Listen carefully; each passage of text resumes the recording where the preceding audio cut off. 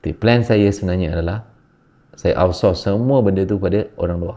Dan saya bayar berapa persen kepada orang luar untuk live untuk saya, jual untuk saya, promote untuk saya. Kalau saya live, orang nak beli, belilah. Tak ada isu.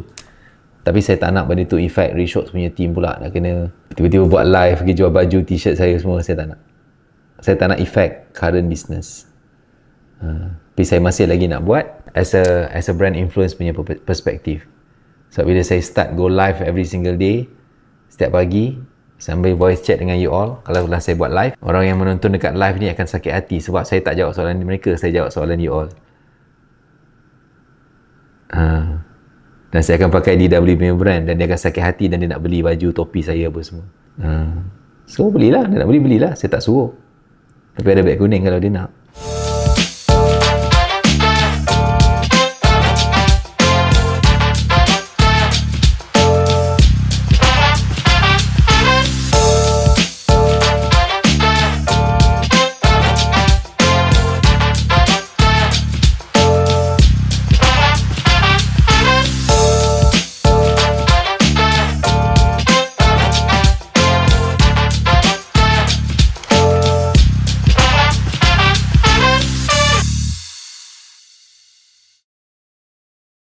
Kita nak tengok soalan untuk malam ni.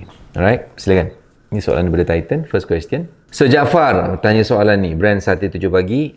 Yang tagline dia tadi apa? Sate apa benda? Jom sarap sate. Jadi you nak jualan makan tengah hari naik. Tapi prinsipal you adalah jom sarapan sate. Macam mana sekarang?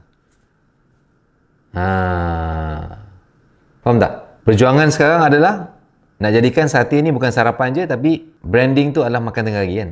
Tapi dia buat tadi jom sarap sate. Sekarang boleh ubah tak? Jadi tak kena lah nak naikkan jualan tengah hari. Mungkin nak kena tukar sate sepanjang hari.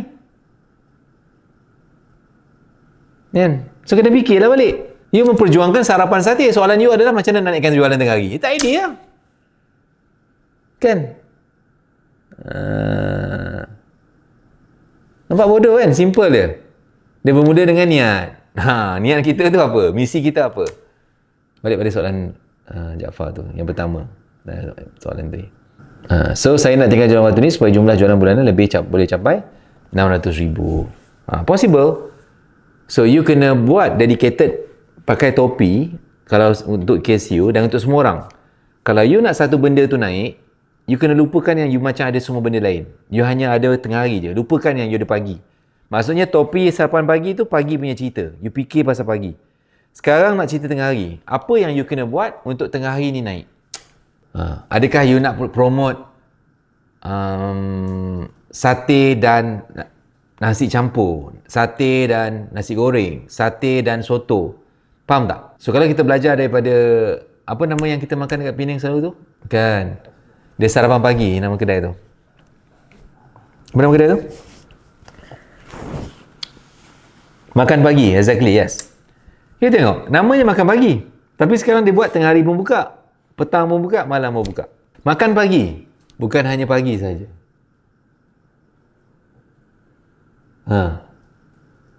Sebab dia nak bagi tahu dia bukan hanya pagi je. Brand tu dia nak remain. Pagi sore pun sama. Tapi dia pagi dan sore. Sore itu petang. So tak ada isu. So sate 7 pagi ni dia boleh remain sate 7 pagi. You know? Tapi dia kena ada satu mungkin bermula dengan dia punya tagline sepanjang hari ke. Kan? Itu satu point lah. Point kedua adalah you kena pakai topi. Anggap macam you hanya ada tengah hari. You know? Dan apa yang you nak introduce yang akan buat is customer centric, Jaafar. Tutup skrin. Apa yang topi yang you pakai adalah lupakan sekejap. You kena pakai topi aku hanya ada tengah hari. Apa yang akan buat customer datang pada waktu tengah hari? Satu, apa produk yang you nak offer yang tepat yang akan relate dengan makan tengah hari ni. Tapi ada elemen sate juga. Sikit-sikit kat situ. Supaya, dan bukan nak banyak-banyak benda tak. Bukan nak ada semua benda. Kalau itu bukan konsep you tak nak. Tak nak terlalu banyak benda. Tapi apakah satu benda? Mulakan dengan satu. Apakah satu benda yang aku boleh tarik orang makan tengah hari? Itu first one, you fikir. Mungkin you nak buat nasi ayam sate. Mungkin. Kan? Nasi kandar sate, I don't know, kandar kompleks sikit lah. Kan? Nasi goreng sate, I don't know. But point dia, you kena fikir tentang that lunch tu sahaja punya topi, dan fikir tentang apa produk, apa campaign yang nak introduce, yang nak buat marketing gila-gila untuk tarik orang makan tengah hari for that dedicated lunch punya game. Okay, apakah 30-40 strategi bila you dah ada produk ni tadi untuk buat orang tahu dan nampak sate 7 pagi, you know, as a brand, tetapi dia juga ada waktu tengah hari. You boleh belajar daripada apa tadi pagi, makan pagi. I saw macam mana dia expanded dia punya timing tu, bukan hanya pagi tapi kepada tengah hari dan petang. Nevertheless, saya juga percaya, you know, kekuatan sesuatu brand ni, kekuatan you sepatutnya adalah ini dia buat kan? Betul tak saya cakap? I tak tahu sebenarnya tagline dia tu. Tunjuk. I tak tahu pun tagline dia tu. I sebut je. See? Makan pagi. Bukan sekadar makan pagi. Dekat Instagram dia.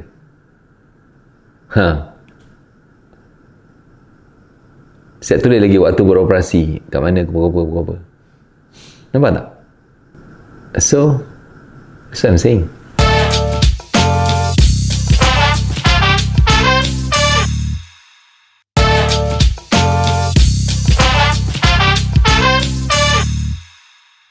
Okay, next question. Next. Untuk bisnes, okay, Adib by Dr. Cookies. Untuk bisnes saya perasan jualan online itu akan merodom, jualan offline pula meningkat. Adakah lebih baik saya laser fokus pada jualan offline untuk mengejar sasaran jualan? Untuk online, saya rancang untuk fokus pada personal branding dan konten untuk menarik ejen baru serta menggunakan pengembangan perniagaan. Saya punya perspektif begini. Masalah awak bukan masalah offline atau online. Tutup skrin. Adib ada? Masalah awak sebenarnya adalah people. Bila awak kata saya ada masalah nak banyak pada offline, masalah awak adalah awak. Awak lah masalah tu.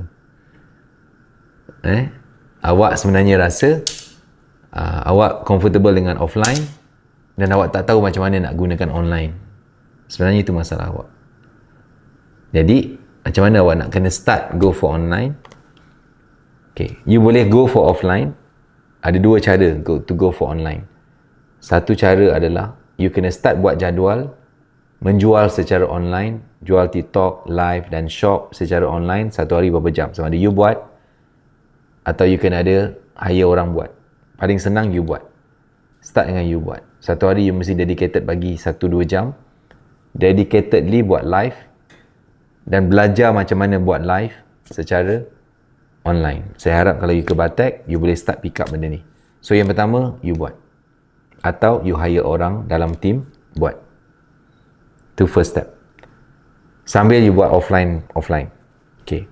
Nombor 2, outsource. Bila saya berkata saya nak buat brand DW, insyaAllah, doakan saya boleh complete dia punya proses. Saya nak buat topi DW, baju DW. Tuan-tuan dan puan-puan, saya tak bercadang buat live dan buat macam-macam untuk orang tekan beg kuning saya. That's not the plan. Okay? Mungkin orang akan tanya lah bila saya buat live ke apa, orang tanya nak beli ke apa, nanti belilah. Saya tak ada masalah. You know, ada nak jadi agent ke apa, nanti jadilah. Saya tak ada isu. Tapi plan saya sebenarnya adalah saya outsource semua benda tu pada orang luar. Dan saya bayar berapa persen kepada orang luar untuk live untuk saya, jual untuk saya, promote untuk saya. Kalau saya live, orang nak beli, belilah. Tak ada isu. Tapi saya tak nak benda tu effect Reshots punya team pula. Nak kena tiba-tiba buat live, pergi jual baju, t-shirt saya semua. Saya tak nak. Saya tak nak effect current business. Tapi saya masih lagi nak buat as a brand influence punya perspektif. Sebab bila saya start go live every single day, setiap pagi, sambil voice chat dengan you all, kalau dah saya buat live, orang yang menonton dekat live ni akan sakit hati sebab saya tak jawab soalan mereka, saya jawab soalan you all. Dan saya akan pakai DW punya brand dan dia akan sakit hati dan dia nak beli baju, topi saya apa semua. So belilah, dia nak beli, belilah. Saya tak suruh. Tapi ada beg kuning kalau dia nak. The whole idea bukan saya nak buat dekat benda tu. Saya nak jadikan dia influence. Saya nak nampak kat atas jalan, dekat mana-mana orang pakai DW. Dan DW ni satu perjuangan, satu misi. Macam orang pakai Adidas, Nike, kan? On. Saya nak orang pakai brand saya, DW. Tanpa dia tahu tu brand saya directly. Atau even directly dia tahu. Tapi saya nak outsource. So saya tak nak buat sendiri. The live semua saya outsource, the ads saya outsource, fulfillment saya outsource, packing barang semua saya outsource. Basically saya tak buat apa-apa. Sebab saya tak nak meniaga macam korang, tersangkut dekat dalam tu. Saya nak bina the brand. Desire to win tu is a brand. Dan mudah-mudahan one day dia ada value yang orang willing to buy. Somebody kata, I nak beli the whole brand. Belilah. Lantak, I can buy another brand. Saya nak semua benda outsource. Supaya saya buat benda yang saya suka. Coaching, borak-borak, jawab soalan. Saya tak nak nanti dah meninggal, so nak kena jawab WhatsApp macam you all. Macam tu lah. Okay, next. Saya harap saya jawab soalan tu, Adib. Kau tak dapat semua, dapat sebahagian. Okay, so soalan ni bagus ya. You nak teruskan tarik agent, maintain tadi. Nak terus trykan agent, semua tak ada masalah. Tapi saya rasa benda yang masalah dengan you adalah you tak ada jadual. You kena ada jadual. You kena work harder for now. You kena siang buat offline, malam mungkin you kena online. Then you have to work harder on buat live, tarik agent, dropship, buat ads. Ada banyak benda you tak tahu. Percayalah. Saya rasa you tak tahu banyak benda. You tak tahu pasal buat ads. Senang gila buat ads kat TikTok, buat content. Semua tu you tak tahu. Pick up kalau you tak tahu. I can bet you tak tahu sebenarnya. That's why you tanya soalan tu. Dan that's why saya jawab. Okay. So Batak punya journey akan bagi you nampak how do you do this. Next.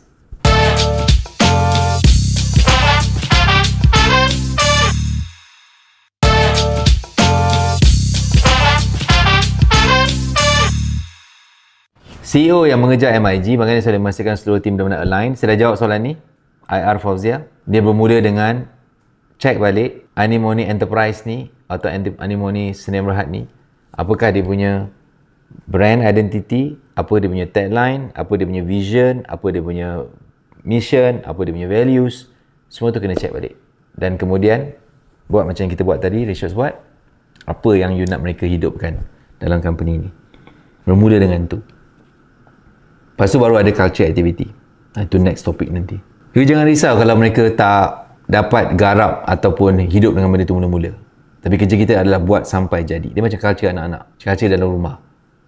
Kita kena buat, kena suruh, kena buat, kena ajak buat sampai lama-lama jadi culture. Sampai jadi culture. Next. Apakah strategi baik untuk memastikan Wikira jadi high trust accounting dan tax firm? Okay. Strategi terbaik adalah berapa kuat brand hero story yang you keluarkan. Tutup skrin. Dia ada banyak strategi. You dah tulis 40 strategi. Saya harap you dah go through dengan CAMU. Tapi the first strategi yang mesti kuat adalah berapa banyak klien you punya story yang dikeluarkan, yang diceritakan. Kalau klien tak comfortable tunjuk muka bercakap, then tak apa. Buat sketsa, you cerita sendiri atau team you yang cerita. Story adalah cara paling pantas atau paling mudah nak influence orang. Itu satu. Dan story yang you cerita, mestilah apakah pain yang buat mereka tu datang kepada you, Wikira. Saya ada satu klien. Dia ni diserang oleh LHDN. Terperanjat dia, datang office, ambil file dia, ambil komputer dia, datang rumah. Bayangkan, orang datang rumah you, LHDN datang rumah you dengan kereta hitam, angkat semua benda file you, macam you ni bersalah. Do you want to go through that? You tak nak. You know? You don't want to go through that. So, we kira ada klien yang ada kes tu, yang kita bantu. Dan kemudian kita elakkan ramai orang untuk tak payah kena rush oleh HDN. Atau kalau kena rush sekalipun, dia tak takut. Sebab dia dah bersedia. We kira, kita bantu you kira, sehingga kira-kira ni LHDN tak persoalkan. Berapa banyak story tu dibuat? Berapa banyak penceritaan tu dibuat, Liza? 1 sampai 10. 10 agresif. Konten cerita tu agresif, live bercerita tentang benda ni agresif, artikel bercerita ni agresif. 1 sampai 10. 10 agresif, 1 tidak. Mana Liza ni tak jawab Pak? Berapa markah you bagi? Aggressiveness of telling story. Semua business. Kalau you tak aggressive telling story of your client, the hero story, tak bercerita tentang pain mereka ni, bila mereka datang jumpa you atau beli produk you, macam mana you nak tarik lebih banyak orang macam tu kan? Untuk staff yang masih dalam probation, dari kerja saya nilai sekitar 6/10. Tapi ada isu attitude yang toxic dan pengaruh staff lain lagi. Adakah sesuai untuk beri peluang atau lebih baik saya terus tamatkan? Kalau saya, tamatkan je. Any staff baru adalah paling senang nak buang sepatutnya. Itu namanya probation. Jangan cuba nak ubah orang punya attitude. Kalau boleh mak bapak dia dah ubah dia dah. Benda yang paling susah nak ubah adalah attitude. Kalau dia tak jenis on time, dia jenis orang yang bukan on time. You know, dan dah bukan jenis on time, tak ada contribution pula pada company, ataupun jadi virus pula pada company. Why do you want to keep? You mungkin boleh ada conversation dengan dia, tapi kalau you dah ada conversation dengan dia dan dia nampaknya dia tidak ada komitmen untuk berubah, kenapa you nak tunggu? Saya lebih rela remove orang yang ada masalah attitude dan virus, you know, walaupun dia boleh buat sebagus mana pun kerja, tapi kalau dia boleh jadi virus kepada semua orang dan merosakkan semua orang lain, dia umpama saya lebih rela kanser tak ada dalam diri, you know, daripada benda tu ada dan boleh menyebabkan saya semakin lama semakin teruk. You need to address, adalah proses dia. Mungkin you kena address the issue, you kena face to face, bagi warning. Proses tu kena buat. Tetapi kalau you kena perhati, kalau attitude tu tak berubah, remove. Don't wait. Don't wait. I hire people because of attitude first. Saya ulang balik. Saya hire orang, saya pilih attitude dulu. Performance boleh dibina, tuan-tuan dan puan. Attitude susah nak bina. Kalau dia ada attitude, performance dia boleh berubah. Kalaulah saya pilih you all pasal performance, you know, you datang Titan ni dah perfect, you tak perlu ada kat sini, you know. I hire you atau I terima you because of your attitude asalnya, you know. You datang sini because you nak berubah, you nak upgrade, we committed to grow, committed to learn. Orang yang ada attitude ni lah yang akan perform. Orang yang tak ada attitude yang baik, dia tak boleh sustain performance tu. Hire people because of the right attitude. Must be the right attitude. Saya tak kisah orang tu bodoh, tapi saya akan bengang kalau orang tu tak ada great attitude. Bodoh boleh belajar, bad attitude susah nak ubah. Tu ayat dia. Bodoh boleh belajar, tapi bad attitude susah nak ubah. Tahu, perangai yang buruk, sikap yang buruk, itu susah nak ubah. Tapi kalau you ada sikap yang baik, student attitude, willing to learn, willing to be committed, sesiapa saja boleh dibina, insya-Allah. Dia tak payah pandai, kita boleh pandaikan dia. Dia faham tak? Dia tak pandai tak apa, kita boleh pandaikan kalau dia ada attitude yang baik. Tapi kalau memandai-mandai, berat. You faham tak maksud dia? Saya lebih suka orang yang attitude yang baik, tak pandai, saya boleh bina, daripada saya ada attitude yang tak baik, pandai sangat tapi merosakkan orang lain. Saya tak suka. Alright, so that's my perspective. Anyway, thank you so much.